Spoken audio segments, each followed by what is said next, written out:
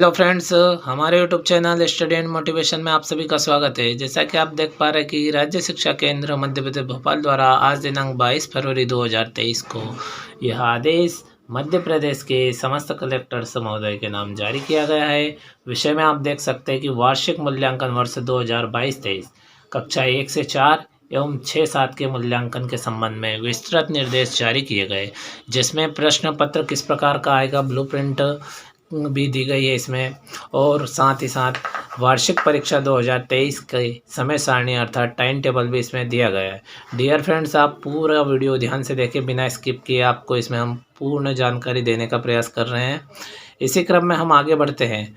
तो देखिए फ्रेंड्स, विषय अंतर्गत निःशुल्क एवं अनिवार्य बाल शिक्षा अधिकार अधिनियम 2009 के अनुक्रम में CCE अंतर्गत अकादमिक सत्र 2022-23 में प्रदेश की समस्त शासकीय प्राथमिक एवं माध्यमिक शालाओं में कक्षा 1 एवं 2 में FLA निर्देशों के अनुसार आवधिक आकलन एवं कक्षा 3, 4 व 6, 7 में वार्षिक मूल्यांकन हेतु विस्तृत निर्देश निम्नानुसार रहेंगे।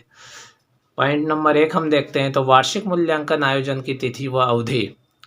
समस्त शासकीय प्राथमिक व माध्यमिक शालाओं में कक्षा 3, 4, 6 व 7 में अध्ययनरत सभी बच्चों का वार्षिक मूल्यांकन दिनांक 5 अप्रैल 2023 से आयोजित किया जाएगा। बिंदु क्रमांक 2 को हम देखते हैं। तो कक्षा 1 व 2 में मूल्यांकन का स्वरूप। कक्षा 1 व 2 में अध्ययन अध्यापन की सतत प्रक्रिया के साथ हिंदी, गणित व अंग्रेजी विषयों हेतु FLN आधारित आवधिक आकलन पूर्व निर्देशानुसार किया जाएगा। तो देखिए फ्रेंड्स, इसके अंदर जो दिया गया है कि FLN अंतर्गत आवधिक आकलन होगा तो किस प्रकार से होगा, इसका पूरा डिटेल यदि आपको जानना है तो हमने डिस्क्रिप्शन बॉक्स में आवधिक आकलन से संबंधित एक वीडियो की लिंक दी है। उस वीडियो को आप देखें और हमारे चैनल को सब्सक्राइब करें। आपको पूर्ण जानकारी मिलेगी किस प्रकार से आवधिक आकलन करना है, किस प्रकार से प्रगति पत्रक भरना है। इसी क्रम में हम आगे बढ़ें तो बिंदु नंबर 3, कक्षा 3, 4, 6 व 7 में मूल्यांकन। कक्षा 3, 4, 6 व 7 में प्रत्येक विषय हेतु पूर्णांक 100 निर्धारित है। अगले बिंदु में हम देखते हैं तो लिखित परीक्षा हेतु प्रत्येक विषय के लिए 60% अनिवार्य होगा। यानी फ्रेंड्स, जो आपका लिखित पेपर होगा वो 60 अंक का होगा। अगले बिंदु को हम देखते हैं तो लिखित मूल्यांकन हेतु प्रश्न पत्र वर्कशीट में कौशल आधारित 24 प्रश्न होंगे। स्थानीय वार्षिक परीक्षा शाला स्तर पर राज्य शिक्षा केंद्र द्वारा जारी संलग्न समय सारणी अनुसार आयोजित होगी। डियर फ्रेंड्स, इसी वीडियो में नीचे आपको हम समय सारणी बताने वाले हैं जो राज्य शिक्षा केंद्र से जारी की है। अगला बिंदु है वर्कशीट का स्वरूप प्रश्न पत्र सह उत्तर पुस्तिका के रूप में होगा, अर्थात प्रश्न पत्र वर्कशीट में ही प्रश्नों के उत्तर लिखने हेतु उचित स्थान दिया जाएगा। डियर फ्रेंड्स, आप समझ गए होंगे कि जो पेपर होगा वो 2 in 1 में होगा और उसी में हमको उत्तर भी लिखना है। इसी क्रम में अगला बिंदु देखते हैं तो वर्कशीट का जो स्वरूप होगा प्रश्न पत्र से उत्तर पुस्तिका होगा, जो हम समझ ही चुके हैं कि किस प्रकार से होगा। अगला बिंदु क्रमांक 4, प्रश्न पत्र वर्कशीट का स्वरूप। तो जो हमारा प्रश्न पत्र होगा, वर्कशीट होगी, उसका स्वरूप किस प्रकार होगा तो आप देख सकते हैं सारणी में प्रश्नों का विवरण व अंक विभाजन। विषय कौशल लर्निंग आउटकम से आधारित प्रश्न होंगे और बहुविकल्पिक प्रश्न होंगे। 10 प्रश्न होंगे, प्रत्येक प्रश्न 1 अंक का होगा, यानी 10 अंक के होंगे। लघु उत्तरीय प्रश्न 10 होंगे और प्रत्येक प्रश्न 3 अंक का होगा। इस प्रकार से 3 अंक हो गए। और दीर्घ उत्तरीय जो होगा वो 4 प्रश्न होंगे और 1 प्रश्न 5 अंक का होगा। इस प्रकार 4 5 20 अंक हो गए और कुल मिला के हमारा 60 अंक का पेपर होने वाला है। अब हम नीचे देख पा रहे हैं कि प्रश्न पत्र निर्माण का आधार। डियर फ्रेंड्स, प्रश्न पत्र निर्माण किस प्रकार से होगा तो आप इसको देख सकते हैं।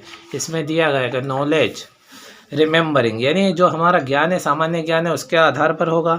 फिर अगले में 10% तो नॉलेज के आधार पर हो जाएगा, 50% समझ के आधार पर होगा, 30% जो हम अप्लाइंग, यानी जो हमारी आवश्यकता है कक्षा के अनुसार जो आवश्यक प्रश्न वो होंगे, और उच्च लेवल के 10% होंगे, थोड़ा अच्छे उच्च ज्ञान के 10% क्वेश्चन होंगे। अब अगले बिंदु में देखते हैं तो प्रश्न पत्र का कठिनाई स्तर। तो कठिनाई स्तर आप देख सकते हैं कि इजी 30% क्वेश्चन इजी होंगे और औसत जिनका ये कह सकते हैं कि मीडियम स्तर के जो रहेंगे वो 50% रहेंगे और डिफ़िकल्ट कठिन स्तर के 20% रहेंगे। इस प्रकार से आपका प्रश्न पत्र होने वाला है। प्रोजेक्ट वर्क, जो प्रोजेक्ट कार्य है वो इस प्रकार से होगा, आप देख सकते हैं सारणी में कि प्रश्नों की संख्या एवं अंक विभाजन और आगे कुल अंक दिए गए हैं। तो देखिए, होम बेस्ड प्रोजेक्ट वर्क आधारित प्रश्न होंगे आपके, यानी हमारे व्यवहार से घर से संबंधित होंगे। 2 प्रश्न होंगे और 20 अंक का एक प्रश्न होगा। आप देख सकते हैं इस प्रकार 2 प्रश्न 40 अंक के होंगे, ये 40 पूर्णांक दिया गया है। अब प्रोजेक्ट का डिटेल किस प्रकार से है तो हम इसमें नीचे देख रहे हैं।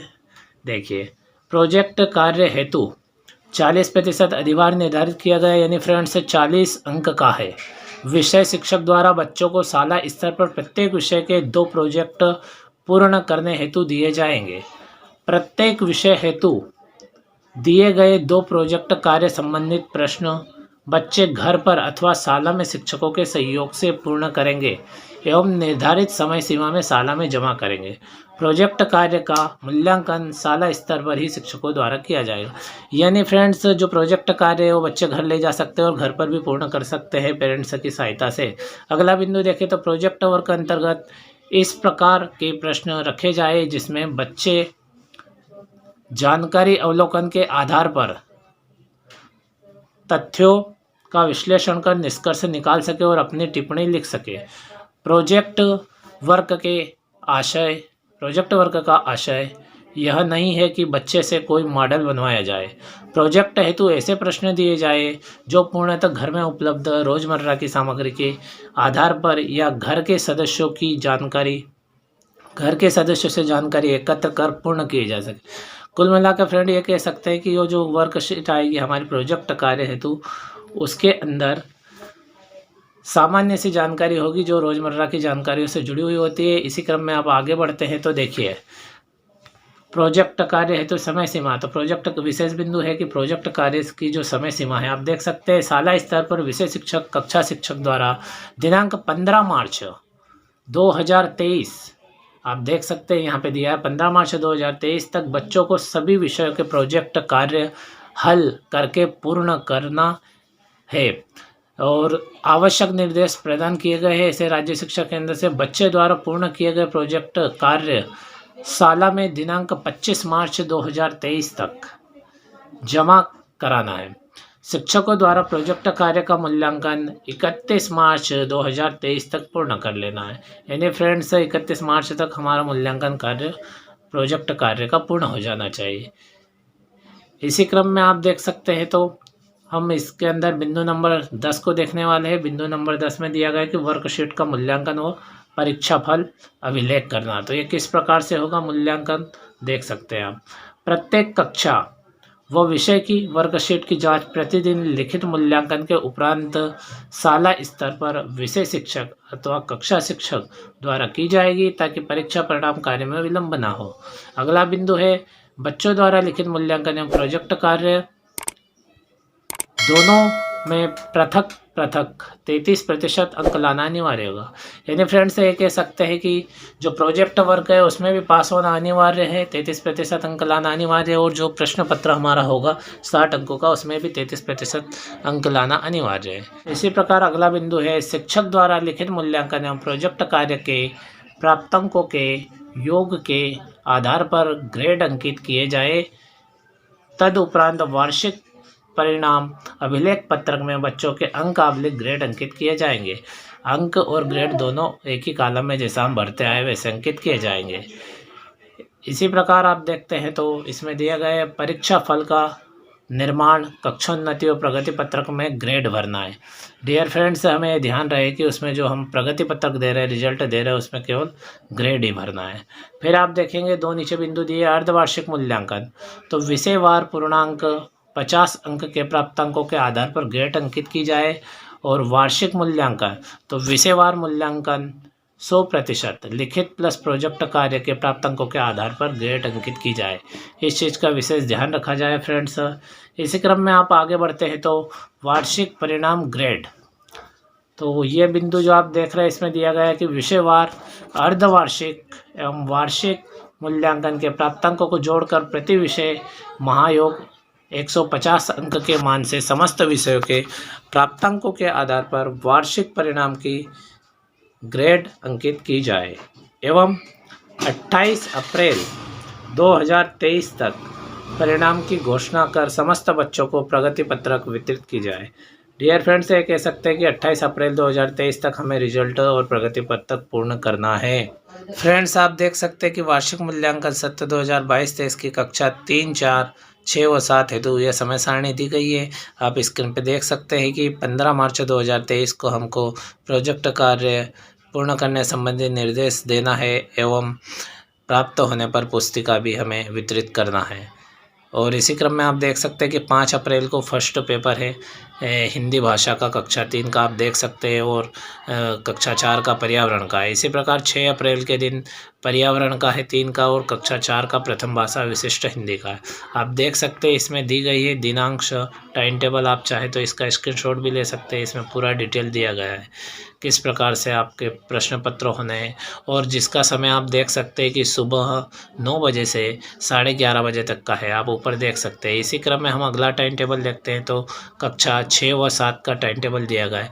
इसमें भी डियर फ्रेंड्स ऊपर दी गई दिनांकों में ही पेपर होना है, लेकिन जो विषय है वो भिन्न है। वो आप देख सकते हैं कि कक्षा 6 में और 7 में 15 मार्च 2023 को ही हमको प्रोजेक्ट कार्य संबंधी निर्देश जारी करना और जो प्रोजेक्ट कार्य का पेपर प्राप्त होने पर वितरित करना है। और इसमें भी 5 अप्रैल 2023 को कक्षा 6 में गणित का, 7 में विज्ञान का। इस प्रकार से आप देख सकते हैं कि जिन तारीखों में ऊपर दिया गया उन्हीं तारीखों में नीचे भी पेपर होने वाला है, यानी कक्षा 6 और 7 में। लेकिन इसका जो समय है आप देख सकते हैं सुबह 9 बजे से 11:30 बजे तक है। फ्रेंड्स, इसी क्रम में आप परिशिष्ट 2 देख रहे हैं। इसमें देखिए आप कक्षा 3, 4, 6 व 7 वार्षिक लिखित परीक्षा हेतु प्रश्न पत्र का ब्लूप्रिंट 2022-23 का दिया गया है। अब ब्लूप्रिंट किस प्रकार से होगा तो आप देख सकते हैं पूर्णांक 60 अंक का होगा, और इसके अंदर दिया गया है कि 1 से लेकर 10 तक जो क्वेश्चन रहेंगे वो ऑब्जेक्टिव टाइप के रहेंगे, वैकल्पिक रहेंगे, और प्रत्येक प्रश्न 1 अंक का होगा। इसी क्रम में 11 से जो 20 तक जो हमारे क्वेश्चन रहेंगे उनके शॉर्ट आंसर लिखना है, यानी अति लघु उत्तरीय होंगे, वो प्रत्येक प्रश्न 3 अंक का होगा। इसी क्रम में हम 21 से लेकर 24 तक प्रश्न देखेंगे तो लॉन्ग आंसर लिखना होगा उनमें, यानी अति लघु दीर्घ उत्तरीय होंगे, और दीर्घ उत्तरीय जो प्रश्न है वो 5 अंक के दिए गए। इस प्रकार से पूर्णांक 60 होंगे। अब आप देख सकते हैं प्रश्न पत्र की संरचना और स्वरूप। आप स्वरूप को इसमें देखते हैं तो देख सकते हैं कि जो बहुविकल्पीय जो प्रश्न दिए गए हैं वो 10 है और 1 अंक का, ये हम देख चुके हैं। और लघु उत्तरीय 10 क्वेश्चन 3 अंक के, और दीर्घ उत्तरीय 4 क्वेश्चन 5 अंक के। इस प्रकार से 10, 30 और 20 कुल मिला के 60 अंक का पूर्णांक होगा, और हमें 40 क्वेश्चन 40 प्रश्न पत्र में आने वाले हैं।